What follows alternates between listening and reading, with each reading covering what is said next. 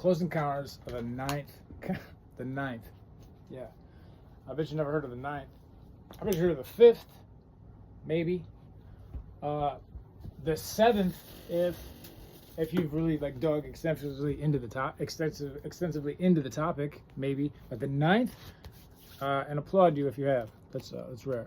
But first encounters of the first kind, right? I'm sure we all know this is a sighting of something unidentified, UFO, with attributes unknown to a human, right? Saw something, a light, a spit, we don't know what it was.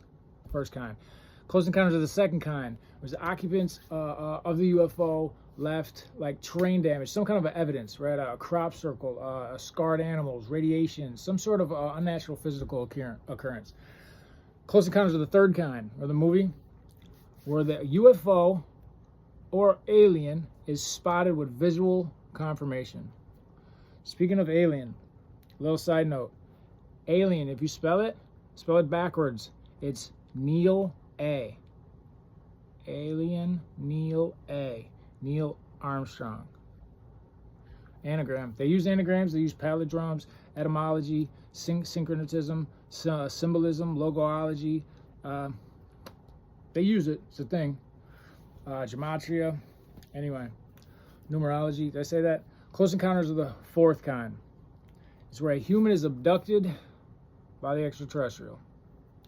Close encounters of the fifth kind is where a bilateral contact with the extraterrestrial entity. I got notes over here. I'm not trying to read. With the extraterrestrial fucking audible form of communications, where there's some kind of a communication, whether they talk to them, they say something, they hear them, or they do telepathy, right? So, dude, what the hell? I got like sand on my shoulders and shit. Close encounters of the sixth kind is where the UFO inhabitants directly cause injury or death to us. Close encounters of the seventh kind, and here's where it stops for most, is where the human or extraterrestrial mates with, it's when the humans and the extraterrestrials mate, right? So when they come down here and they artificially inseminate, right, or they have sex, whatever the fuck they do, they mate and produce a hybrid being with us. And what comes after that? Close encounters of the eighth kind. There's two kinds, actually. There's one where the human is abducted by the extraterrestrials, and then they have their DNA is, so instead of inseminating and giving them something to them, they're taking something. So they could take the DNA and store the DNA in their Hive database, whatever they got going on, where it becomes available for them for, I mean, all sorts of things, for cloning or research, whatever. But they have it. They got your genome, your code that makes you you. They have the code, right? Teleport, whatever. You know, you teleport it from here over here.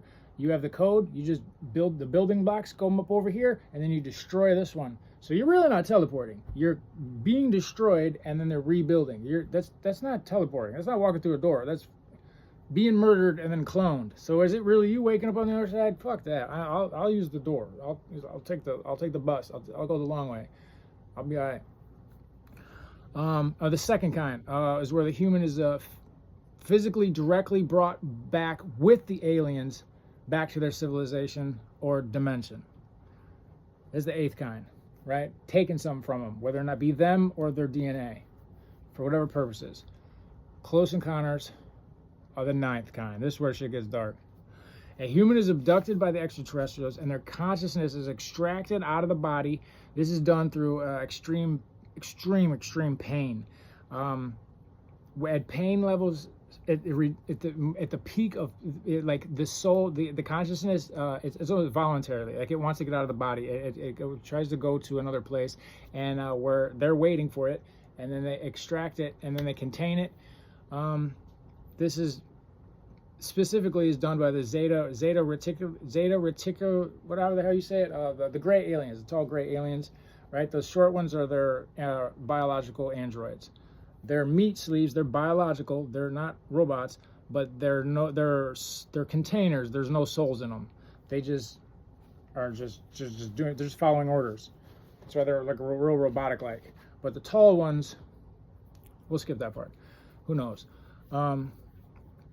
So the soul is contained in the zetas. Their container typically, it says, resembles a metallic iron ball about the size of a softball, right? This is what their technology stores the soul in, the consciousness, right? So it gets extracted out of the body, gets contained in that ball, and then they put that somewhere in storage or whatever, and then it can be entered into a computer, and then you're uploaded into their database and stored, where you can be uploaded a machine or into a machine, or a biological or organic or non-organic meat sleeve, right? So whether or not this be your original self, a clone of your original self, this would help with easing the mind and make smoothing the transition from you waking up and everything just happened to you and you're not freaking out. If people can't handle it, they typically would probably clone the person, give them back their same original self.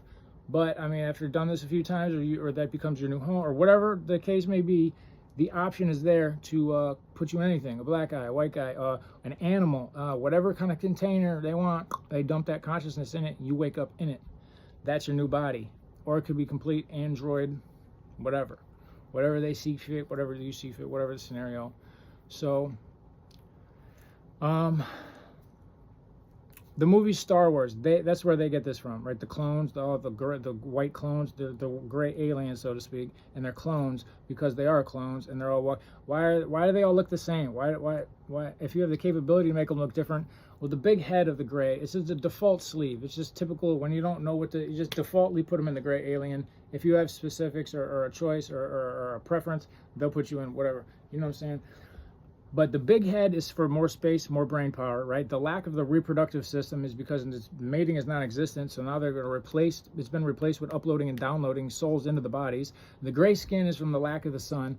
The skinniness is the muscles aren't needed because the technology replaced all the straining. The big black eyes is larger pupils for night vision, and no ears, no mouth, and just being slits is no longer needed because you were using telepathy, right? So, and just like the movie Avatar, they're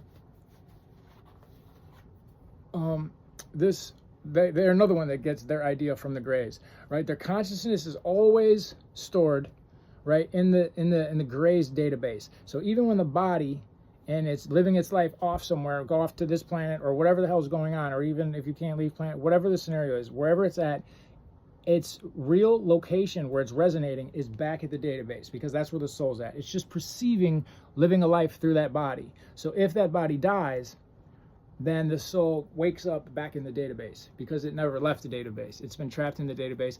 Just like us, we think we're in this body, and maybe the soul is in this body, but it could not be because we're just looking through these eyes and feeling through, or they could turn off the feeling. If you desire, you want to go do something and it's excruciating, you can turn off, before they upload, you can turn off pain so you can see through your body, but you can't feel your body, and then you go do what you got to do, kamikaze, like a suicide bomber, and then you get what you need to get done. And if you die, you wake up back here.